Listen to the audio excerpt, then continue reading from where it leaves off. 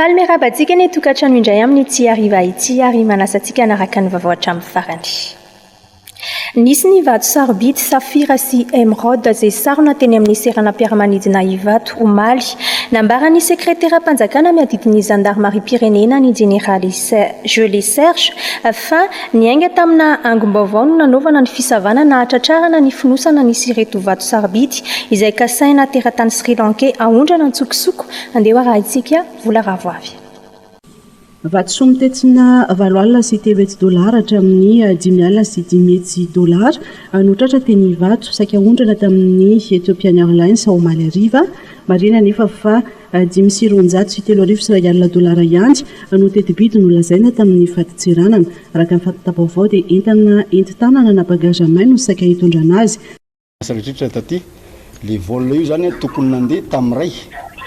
fa nohon'ny asa zay natao zany fisavana le asa fisavana foy en profondeur mihitsy dia nareo manontany le vokatra dia misy zavatra hita zany pierre précieuse izy io izay hita fa tsy ara-dalàna aloha zany raha ny taratasy ara-dalàna fa le anatiny tsy ara-dalàna donc tsy ara-dalàna zany sous-estimé zany le izy sady mety misy fausse déclaration ihany koa au lieu de corandom ny voalazany nefa mety misy safira be deabe ao ka ny précision aloha zany valeur raha ny valeur déclarée de $13,205 fa en fin de compte izy zany any amin'ny $380,000 zay aloha zany ny zavatra hita treto tsy mbola vita ny famotorana fa mbola procédure douanière zao fa za moa zany tsy douanier hainareo tsara fa en tant que membre ny gouvernement vao iraka taty dia manatanteraka amin'izay asa zay ninona ny zavatra azo tenenina mivoaka foana ny repirenenantsika dikan'izany mbola be deabe ny asa tokony atao hita fa mbola tsy mirindra tsara ny asa ato dia anjaran'ny tompon'andraikitra zany miaraka amin'izay tandrivin'izay no mandrindra ny asa io le ataon'ny vazaha hoe synergie d'action ny fanjakana moa zany hitanareo tsara fa miezaka izy amin'ny lafiny rehetrarehetra mba hiaro an'izany repirenena zany dia anisany hitatsika zany androany za tsy teny hoe ngeza sa kely vokatra io fa ny anany important dia hoe misy ny fanondranana antsokosoko ary tsara maliana anareo fa tanaty bagage en main io zavatra hitatsika androany io dia mbola misy resaka métallique moa any mbola tsy sura hoe inona le métallique fa mavesatra be izy dia mbola tsy maintsy atao expertise samihafa mitambatra satria olombelona ihany izy fa olona roa tsy mitovy zany le resaka vy moa zany tsy hitatsika eto fa procédure douanière moa zany mandeha ihany fa ity zao le vato tsy afaka tsikafotsika izy io fa sa délicat be fa isy fotoana ihany ampisehoana anazy hoe reto le izy. Teratany Sri Lankais kosa no natrantraran'ireo vatosoa. Afaka atao fanotra amin'ny fampandrosoana ny fitrandrana sy fanondranana ny vato sarobidy hoy Dany Rakotosan mpamakafaka politika mbola mipetraka olana nefa ny tsy fisiana politika ampitantanana izay mirindra sy mikendry ny hampiakatra ny farim-piainan'ny malagasy fanazavana eo amin'ny sariny vola ravoavy. Ny tsy fisian'ny politika mazava mikasika ny fitantanana rerenak'Ibontany no mahatonga io sehatra io tsy mitondra fampandrosoana ary lasa isian'ny fandranana tsokosoko hoy Dany Rakotosan mpamakafaka ny raharaham-pirenena manoloana ny fahatratrarana vato sarobidy teny amin'ny seranam-piaramanidina Ivato omaly. Teto amintsika angamba aloha teto amin'ny firenena rehefa nisy na reny resaka volamena tratra tany ivelany reny efa matetika foana ny fisian'ireo vato sarobidy inona ny tena olana lasa ohatrany mangalatra zany le olona mitondra ny entana mivoaka nefa misy lalàna moa ary ny lalàna ataon'ny fitondram-panjakana no mahatonga anazy hoe misy fetra ny ahafahana manondrana anazy rehefa tsy ampy loatra le azo atao hoe libéralisme eo amin'le resaka exploitation minière na eo amin'ny zavatra rehetrarehetra mihitsy raha malala ny olana amin'ny resaka tokagasy rehefa tsy mazava ny politika tsy mazava ny lalàna dia lasa ohatry ny mpandraraha rehetrarehetra lasa ohatry ny mpangalatra lasa ohatry ny trafiquant daholo ka eo tsika ny mila petraka ny fitondram-panjakana mazava tsara hoe te-hampanankarena ny vahoaka sy ny anatsarana ny resaka fandrarana ve ny lalàna tokony hipetraka sa lasa manery ny mpandraraha ho lasa trafiquant. Tsy mbola manana ministra raikitra ny ministeran'ny Rerenak'Ibontany hatreto ny premier ministre no misahana vonjimaiky ny fitantanana izany taoriany fametra-pialana ny ministra teo aloha Brice Randrianasolo ny tsy fisian'ny ministra io ve no mety anisany mamivana ny fanondranana antsokosoko. Efa 90 taona ny Madagasikara no nanana ny fahaleovantenany nanana finiavana mihitsy hoe ny fitondram-panjakana nisy hatramin'izay a anatsarana nyo azo atao hoe fanjifana amin'ny resaka minera io ka tsy ho apetrako andreny angamba le zavatra fa misehatra ray manontolo mihitsy hoe matody ny firenentsika isan'ny firenena faran'izay manitra foana dia zay fitondram-panjakana rehetrarehetra mifanesy teo dia tsy nisy mihitsy ny eritrehitra hoe andaotsika mba atao mpanan-karena amin'ny vahoaka rehetrarehetra mba andao mba atao manan-karena amin'ny firenena satria manjary na le lalàna mivoaka eo ara dia natao hifanenjehana ka zay no tiako apetraka foana hoe tsy fisiny minisitra amin'izao fotoan'izao amin'ny toeran'io amiko tsy tokony manakana mihitsy le politika mahatsara ny fandrarana amin'ny resaka vato moa ny dravatsara resantsika satria ny continuité de l'état ny misy foana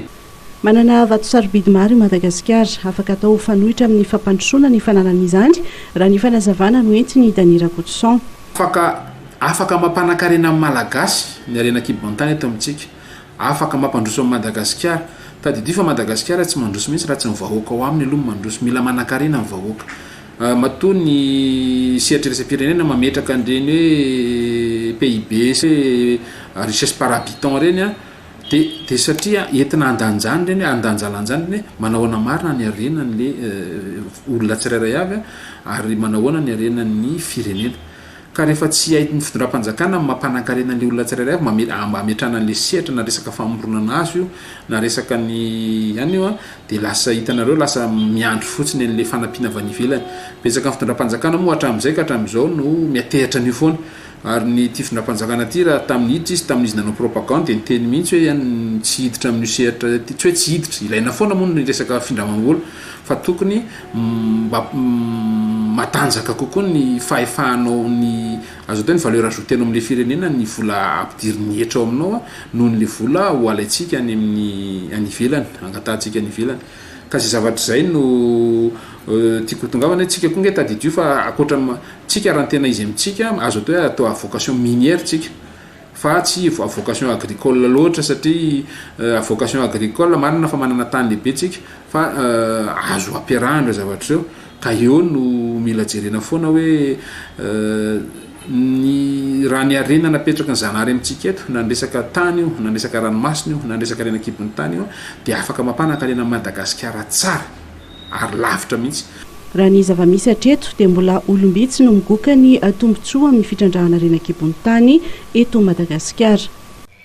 iroso amin'ny fitokonana ny syndicat ny mpiasan-doanina na ny Saint-Pidou manomboka rahampitso amin'ny valo ka hatramin'ny 17 oktobra amin'ny valora maraina na dia eo aza ny fandrarana izay ataon'ny préfet an'Antananarivo fanazavana ny grève izay ataonay satria arak'ile nytenegniko rehefa nanantona juriste maromaro zay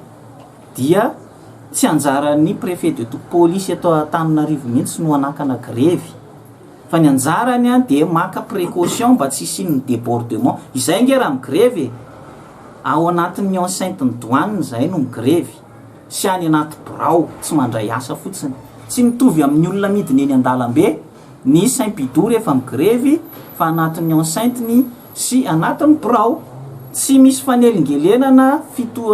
fifamoivozana tsy misy nininina ary ny service minimum dia tsy maintsy ataon'ny Saint-Pidou efa hatramin'izay na grève ny Saint-Pidou misy foana ny antsoina hoe service minimum izay efa fixenay any anatin' reny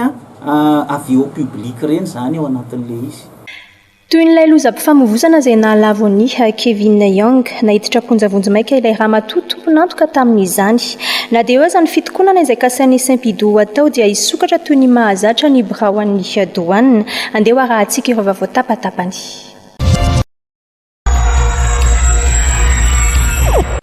nahiditra ponjavonjy maika ilay Ramatoa 17 taona tomponantoka tamin'ny lozam-piaragodina afatesan'ny Kevin Young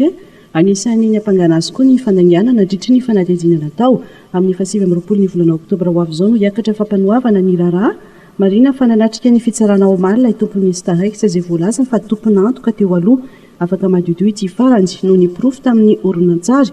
fa tsy nisy ny vatsony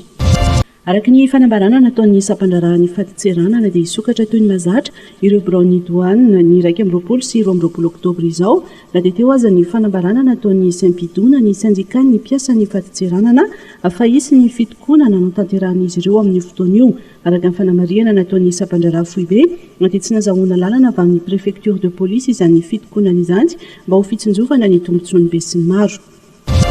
Natety-piseho tato ato ny trangana firehetana trano alana tanety malotolakandro dia nyrehetra nisy nandoro ny ala izay eo ambanin'ny rovana Ambohidratrimo ny fanimora ny rehetra niaraka tamin'ireo mpitandro filaminana sy ny mpamonjy voina namono ny afo ary vetivety dia voafehy izany no marina fa tsy nakasika ny rova akory izany famaizana izany.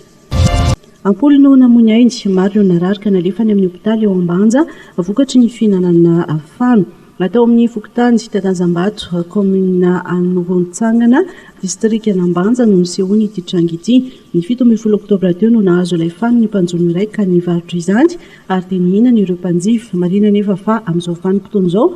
dia tsy fihinana ny fano fa mety misy pozina. Tovolahy roa izay fantatra fa nisan'ny jolapanyentana sy mpampiroro any amin'ny faritra Ambojafy sy Salazamay any Tomasina no voasambotra ny polisy ny aliny fa 14 ny 15 ny volana oktobra tokony tamin'ny 2 ora maraina nadritra ny fisafonana nataon'ny mpitandro filaminana no natratrarana azy ireo vao nahita polisy izy ireo dia nikasa ny tsoka ka ny faninjehana sabatra lavalela no tratra teny amin'izy ireo. Oh, encore panne de courant, arrêt de production, arrêt de chantier et même plus. Pour tous ces problèmes d'énergie, notre solution, les groupes électrogènes CGM 100% italien avec moteur original. Puissance à partir de 10 kVA, garantie 1 an, SAV de qualité. Fini les coupures, soyez autonome. Batimax, la qualité au meilleur prix.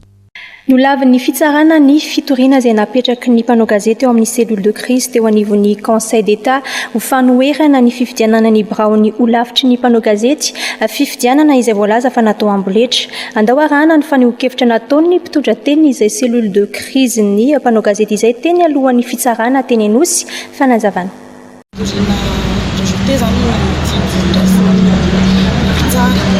Nefa tsy midika hoe hijanona hatreo ny hetsika ny cellule de crise fa mitohy hatrany ny ady ataon'ny cellule de crise manoloana an'izao tontolo sy anjojay ataon'ny ministera eo anatrehan'ny asa fanaovana gazety izao dia efa misy drafitra maromaro moa izany efa noman'ny cellule de crise tsy dingana ihany dingana ilay verina fa tsy maintsy natao sy tsy maintsy olalovana dia efa iny mididy dia miroso amin'jiro ndraikandray angamba izao zay ampahafantarina antsika indalana eny foana. Inona daholo ny fitoriana napetraka ireo androany anankiroa? Ny fitoriana napetraka anankiray dia mikasika ny fampiatoana aloha ny resaka fifidianana iny moa izany efa tara ihany satria manefa an'zany ihany ny fifidianana na efa nisy ara ny latsabato na efa nisy ara ny sursis donneur sursis à exécution napetrakay anankiray annulation dia raha tokony ho izy sursis no niakarana audience androany dia nyrejope iny dia viteo ny dingana. Mikatso ny fampianarana eny amin'ny université mbola mitotoko mantsy hatramin'ny androany ny fitokonana izay tanterahany ireo mpandrarahany université an'Antananarivo andeha raha itsika ny tady vaovao vola ravoavy sy Mamy Rasoanefo. Na dia voatondro ny 4 oktobra aza ny fanomboha ny fampianarana eny amin'ny Université Mpanjakana manerana ny Madagasikara ho an'Antananarivo manokana dia mbola mikatso ny fampianarana metoy ny fitokonana izay tanterahandreo mpandraraha eny amin'ny Université n'Antananarivo androany dia mbola nanatanteraka hetsika fitakiana ny karaman'izy ireo izay tsy voaloha ary mbola niantrana teny akatso ny mpitandro filaminana raha tsy hivina ny Praiministra Christian Tsay omaly teny amin'ny lapan'ny Tsimbazaza dia nilaza fa ho vaovatsy ho ela ny olona ny fandoavana ny karaman'ny mpandraraha eny amin'ny université. Fa efa mijery mahakasika an'io hatramin'izay tsika mila fiara-miasa mahomby zany eo anivon'ny ministera raha miteny ministera ny fampianarana ambony sy fikarodan-tsiansa sy ny université efa mipetraka zay fiara-miasa zay amin'izao tsika miteny zao ataoko fa tsy elatsony dia efa vahana tanteraka mahakasika ny vola ho an'ty manokana ny resahana mikasika izy. Ankoatra ny eto Antananarivo, anisany manatanteraka fitokonana ihany koa ny mpandrarahany université ny Fianarantsoa, andrasana araka izany ny toy ny rarahany mpandrarahany université. Nosokavana tamin'ny fomba ofisialy omaly ny taom-pianarana 2024 roa 2024 ho amin'ny fampianarana amin'ny ankapobeny sy ny fampianarana teknika ary ny kilasy fanomanana amin'ny sekoly miaramila pirenena na ny semipi Beravina Fianarantsoa. Tonga nanatrika izany ny ministry ny fiarovam-pirenena, ny fampianarana ambony sy ny fikarohana rationsy ary ny ministry ny fanabeazam-pirenena Vola Ravoavy. Nanamarika ny lanonana ny fanehoana ambany faneva ireo mpianatra voaniditra miisa 320. Ny 750 amin'izy ireo dia anaraka ny fampianarana ankapobeny, raha anaraka ny fampianarana teknika kosa ny 320 ambiny. Notolorana loka ihany koa ireo mpianatra mendrika nandritry ny taom-pianarana farany teo. Ireo mpianatra afaka baccalauréat rehetra teo anivon'ity sekoly ity dia nomeny ireo ministra 3 tablety miisa 700 ho fankasitrahana ny ezaka vitandreto mpianatra ireto. 17 taona ka hatramin'ny 17 taona ary manana ny diplôma BPC no be azy ao amin'ny semipi. Tanjona ny anabe ireo miaramila kely ho lasa tompona raikitra ambony ao anivon'ny tafika araka ny tarigetra ny sekoly dia ny hoe fahaizana, fahendrena, fandresena. Aorian'ny fahafitan'ny fianarana ao amin'ny semipi dia afaka mifaninana hiditra amin'ny sekoly miaramila ny velany izy ireo na koa mifaninana andrato fianarana amin'ny akademia miaramila Antsirabe arakaraka ny fahaizana ananany no ahafahan'izy ireo misafidy ny lalam-piofanana. Ny sitraka EPP manara-penitra ny commune Ambanivohitra Andranovelona Lakato omaly no tanterahana ny fitokanana izany tato vaovao momba izay Vola Ravoavy. Ny commune Ambanivohitra Andranovelona Lakato no commune faharoa ansitraka ny EPP manara-penitra ho an'ny distrika ny Moramanga. Ity fotodrafitrasa ity izay tafiditra ao anatin'ny fampatantenahana sy ny velirano nataon'ny filoham-pirenena. Trano-tsekoly 20 metatra ny lava, ny 7 metatra ny sakany, ahitana trano fivoahana sy fanasan-tanana izay mahazaka mpianatra 20 mahery ity vita ao Andranovelona Lakato ity. Nakasitraka ny fanomezana EPP manara-penitra eto Andranovelona Lakato ny ben'ny tanàna Ambesendra Ndrina Erlanto. Isan'ny tombotsoa lehibe ho an'ny commune Andranovelona Lakato ny fisian'izao EPP manara-penitra. Dia eto dia faly dia faly ny vahoaka rehetra ao anatin'ny commune Andranovelona Lakato satria zany commune Andranovelona Lakato zany dia tena lavitra indrindra kanefa dia ahitana zao fotodrafitrasa mihezinezina zao. Eto dia misy tsotra ny filoham-pirenena Andry Rajoelina izay nanome anay an'io EPP manara-penitra io fa tena filoham-pirenena mijery sy manatsara ny lafiny fampianarana ary zao fotodrafitrasa lehibe zao dia hery lehibe ho anay indrindra fa misehatra ny fampianarana. Anisan'ireo commune lavitra sy sarodalana ao anatin'ny distrika ny Moramanga ny commune Andranovelona Lakato kanefa dia tsy adino ny fitondram-panjakana no manome fotodrafitrasa manara-penitra hoy ny député ny Moramanga Dr Jobelina Loverso. Satria na dia toerana lavitra ohatran'izao zany dia ahitana fotodrafitrasa amin'izao rajana. Tanteraka mihitsy le hoe tsy misy toerana na dia anankiray aza ho ataon'ny fitondram-panjakana ho very anjara amin'ny fotodrafitrasa. Dia eto moa zany dia fampianarana no resahana. Dia inona maromarina fa anatsara ny kalitaon'izany fampianarana zany ny fisian'itony fotodrafitrasa itony. Ary indrindra moa zany dia ampirisika an'ireo ray aman-drenin'ny mpianatra apiditra ny zanany an-tsekoly mba hiadivana amin'ny fahabadona sy indrindra ihany koa moa zany mba hialana amin'ny tahan'ireo ankizy tsy hiditra ny ampianarana zany. Ka noho izany indrindra dia ankasitrahanay tanteraka ho an'ny fitondram-panjakana sy ministeran'ny fanabeazam-pirenena fa dia nahazo zany izay ato anatin'ny distrika Moramanga indrindra fa ny commune Ambanivohitra Lakato an'izao fotodrafitrasa tena tsara ary tsy hoe fotodrafitrasa hijanona ohatran'izao fotsiny fa isy ihany koa ny fampitaovana izay ahafahan'ireo mpianatra sy ny mpampianatra mamita ny taom-pianarana manomboka amin'ny taona 2024 2024. Avy hatrany dia ampiasaina amin'izao taom-pianarana 2024 2025 izao ny EPP manara-penitra eto amin'ny commune Andranovelona Lakato vao notokanana omaly ety.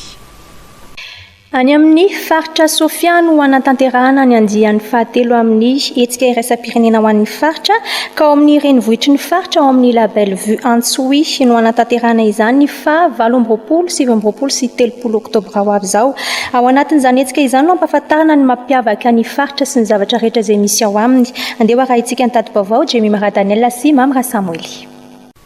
Faritra isan'ny manana ny maha-izy azy ny faritra Sofia izay ahitana distrika miisa 7 dia ny distrika ny Mampikony, Port Berger, Antsoi, Befandriana Avaratra, Mandritsara, Analalava ary Bealanana. Akoatra ireo fahafantarana azy amin'ny resaka famokarana toy ny lavanila, blankaizy, ny paraky, tongolo, vary sy ireo maro hafa dia isan'ny mampiavaka ny faritra ihany koa ny fananana ranomasina sy ny harena ao aminy. Isan'ny ampahafantarana mandritra ny hetsika iraisam-pirenena ho an'ny faritra andian'ny fahatelo izay atao ao Antsoi renivohitry ny faritra Sofia. Ireo harena sy mampiavaka ny faritra ireo toy ny fisian'ilay ganafotsy sy maso tsy hita raha tsy eto Madagasikara. Atatsika fa faritra mamokatra misy ny lafin'ny fambolena, ny arenan'ny ranomasina, ny fizahantany dia manantena izay fa ho betsaka ny mpampiasa vola ho tonga ny faritra Sofia hitondra fampandrosoana ho an'ny faritra Sofia. Andian'ny fahatelo ity atao amin'ny faritra Sofia ity ary isan'ny mikarakara izany avy amin'ny ministera ny raharaham-bahiny. Ao anatin'ny fanatanterahana ny fitsinjaram-pahefana izao hetsika izao, hoy ny avy ao amin'ny ministeran'ny Atany. Ankoatran'ilay hoe ampisogadina ny vokatra misy any amin'ny commune na le fokontany misy any amin'ny faritra Sofia dia ho ahafahandrao koa mivarotra amin'ny any ivelany satria Sofia ngeza ho Sofia 7 district io. Ngeza be mihitsy zegny raha eto Madagasikara raha amin'ny isan'ny district nefa maro be zany otrokarena ny ino moa izy ity ny fananana misy any ary ny tenen'ny conseiller teo ary ny tenen'ny madame Dirkab koa izy io reny mila fantatra ary mila atao ny ahaizan'olo any velany azy na ny zanak'apelezana azy. Miditra maro antsika mitsinjaram-pahefana tena tafiditra satria zay le engagement ny fanambiny filoham-pirenena na ao amin'ny velondrano zay na aminao IEM dia hoe tsy maintsy atao zay fiteny azy raha tena tsotra dia hoe mba afaka mizaka tena le région, mizaka tena izy autonomisation zany ary mandray andraikitra. Amin'ny 20 sy 20 ary ny 30 volana oktobra izao no anatanterahana ny hetsika andro iraisam-pirenena ho an'ny faritra izay atao amin'ny faritra Sofia. Any amin'ny faritra Sofia no anatanterahana ny andian'ny fahatelo amin'ny hetsika iraisam-pirenena ho an'ny faritra ka ao amin'ny renivohitry ny faritra ao amin'ny label vue Antsoi no anatanterahana izany fa 20 sy 30 oktobra ho avy izao. Ao anatin'izany hetsika izany no ampahafantarana ny mampiavaka ny faritra sy ny zavatra rehetra izay misy ao aminy. Andeha ho arahitsika ny tadi-baovao Jemmy Maradanella sy Mamra Samuely. Ny tanjona amin'izany dia tsotra. Betsaka ny harena izay ananan'ny faritra. Manana harena tsy tapesipesena atsika any an-dranomasina.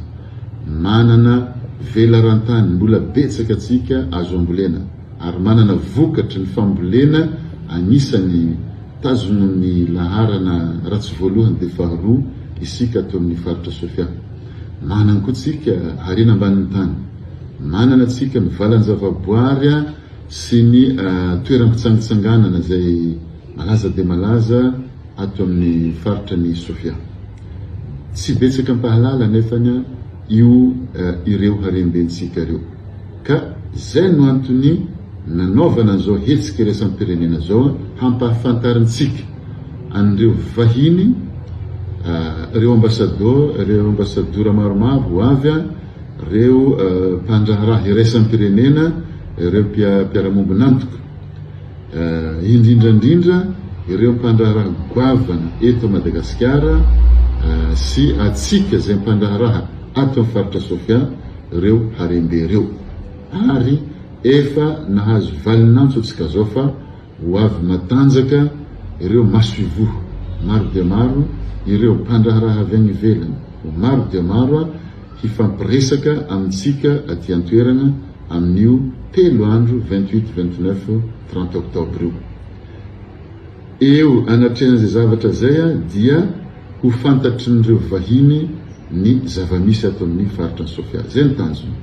ka ho mora amintsika amin'izay zany no hamadika an'ireo harem-bentsika ireo ho fampandrosoana ho fananam-bentsika ato amin'ny faritra Sofia ka dia manentana antsika rehetra zay eto an-toerana mba samy hanararaotra anio hetsika io mba ahafahantsika hifampiraharaha mivantana amin'ireo mpandraraha-goavana avy any ivelan'ireo. Tsy mbola fahita ary tsy mbola hita tato amin'ny faritra Sofia ny hetsika salamizao ary izay no agnisany nahatonga atsika somary matoritory ambonina harena. Manan-karena atsika fa tsy fantatr'olo fa amin'ny fotoan'io ampafantarintsika olona izy. Ao anatin'ny fanarenana sy ny fanadiovana ny orinasa Sirama izay orinasa mpamokatra siramamy amin'izao nanambara nefa ireo mpitantana ity orinasa ity manoloana ny olana sedran'izy ireo dia ny resaka tany izay fananany sirama fa tsy misy fanarenana azo atao raha tsy misy ny sécurité foncière. Andeha araha itsika Jimmy Mara Daniel sy Mamra Samuel. Sarotra ny anatanteraka ny fanarenana ny orinasa sirama izay mpamokatra siramamy raha toa ka tsy misy ny fiarovana ny taniny izay olona anatanterahana izany na ny sécurité foncière. No mafisy ny tale général n'ity orinasa ity izany androany raha niresaka mikasika ny momba ity orinasa ity izy ireo. Nambarany fa miteraka fatianam-pagoavana ho an'ny orinasa ny fakan'ny olona ireo tany izay any ny sirama ahafahana mamokatra ireo vokatra izay vokarin'izy ireo. Tany loha mila verina amin'ny sirama tanteraka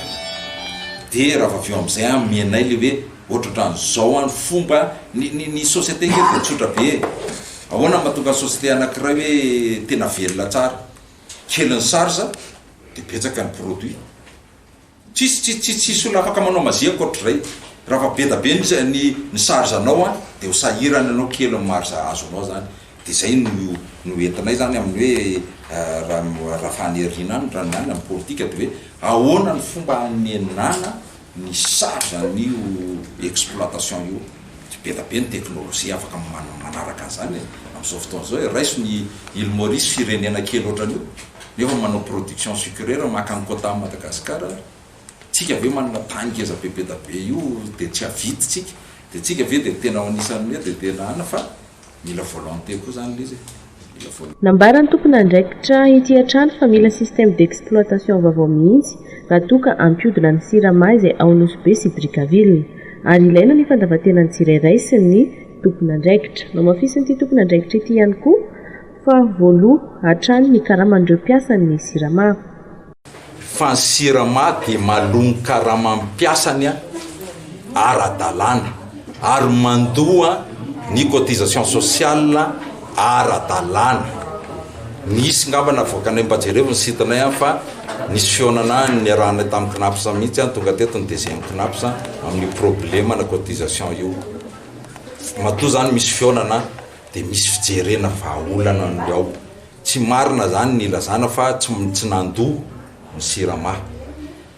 Ny problème karama mampiasa zay hoe tsy voaloha dia tsy tao amin'ny sirama zany. Fa io zany ampifamadian'ny olona foana io resaka io fa any amin'ile société anankiray.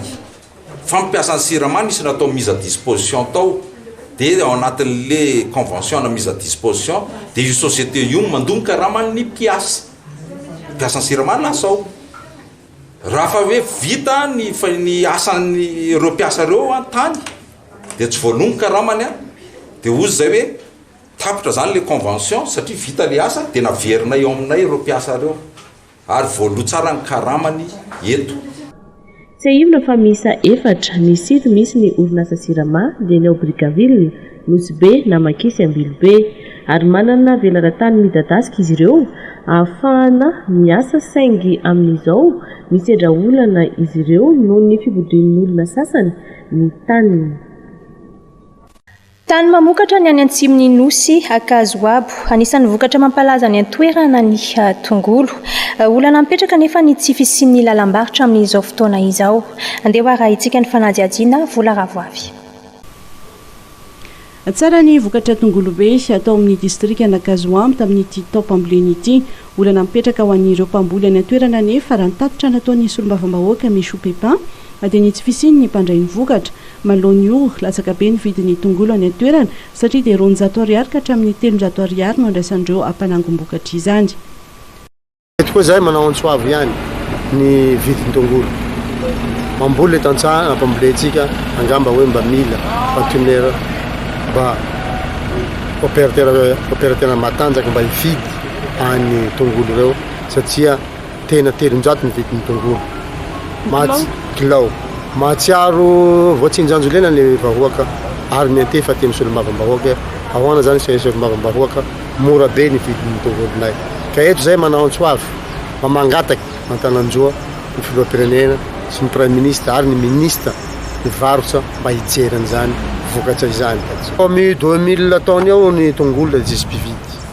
izy naniky zao tena rina mihitsy lo tsisy mpividy na 300 zany aza mbola tambezina koa le olo atao tsosa atao bon izy iny da io alefany very ny vola mangalaky le olo Tananarivo tsy fantatsinao ataonao moa le lo le tongolo omena anjeo de avily atao tsosa de tsy azo le vola misy azo de misy tsy azo ka tena mitaray mafangamba hoe la mitoy zany de tsisy amboly intsony le vahoaka zay ny mahantana antsoavy sahirana vokatry ny fisiany fatiantoka amin'ny vokatra tongolo ny mpamboly ao ankazoambo ary miantso ny anoanana azy ireo amin'ny fambolena vary katsaka ary voanjo somboly hoentina amboly tsy le vahoaka masoto tahamboly nefa latsapresina izy lasa mivary lavo fa zay ny hoe mangataka amin'ny filoam-pirenena mangataka amin'ny ministre premier ministre mangataka amin'ny ministre agriculture mba hanome masomboly tsy voanjo katsaka lahazo maro antsoroko satria vonina ny vary isaorana directeur n'agriculture any Tuliara fa nanome izy nefa moa tsy ampy fatahoana moa zay ny rapport amin'ny tanana ka eto zay manao antsoavy amin'ny filoam-panjakana jereo ankaiky re ny okazoabo fa tena izy io mamokatra ka la motsy jerentsika io ary anisany mankatony filoam-pirenena mahatoky zahay fa tsy mila olo hafa la tsy fiandry radioelina ihany mikasika ny lalana nambaran'ny député Michou Pépin fa tsara ny lalana mampifandriana Kazoambo amin'ny district hafa efa vita ny tetezana izay mampikaikaiky an'mponina teo aloha ary anisan'ireo district misitraka fotodrafitra samanara-penitra samihafa iankazoambo idina trano ny maripana farany ambony amin'ny tapiny atsimony nosy ao anatin'ny 3 andro manaraka noho ny fandalovan'ny rindrindraona hiakatra tsikelikely kosa izany any atitan'ny Sofia raha toa ka tsy hisy fiovana misongadina ho an'ny faritra hafa araka ny vaovao nampitain'ny sampana mpamatatra ny toetry ny andro etsy andanin'izany dia antony amin'ny akapobeany faloton'ny rivotra eto Antananarivo tao anatin'ny fiandohan'ity herinandro ity vinavinaina hiakatra kosa izany mandritry ny 3 andro manaraka ka mila mitandrina ireo marefo amin'ny faloton'ny rivotra toy ireo ankizy be antitra vehivavy bevoka ary ireo manana olana amin'ny taovam-pisefony tsy hiatrika ny lalao miverina izay aonana amin'ny interclubé Angola ny CFFA Andohany fotsy lalao izay tokony ho tanterahana ny zoma izao ny andindiny izay no andeha raha itsika eo amin'ny sarany Norbert Akotomalala ho tombotsoan'ny commune Andorany fotsy sy ny tany tiatsan'ny baolina kitra ao anatin'ny ivoteram-panofanana any baolina kitra izay an'ny commune eny Andorany fotsy dia nanapa-kevitra ny tsy hiatrika ny lalao miverina amin'ny interclubé avy any Angola ny CFFA lalao izay tokony ho tanterahana ny zoma zao araka ny fanazavana no men'Andriamantoa Rakotomanana Entsona Itota be ny tanàna Andorany fotsy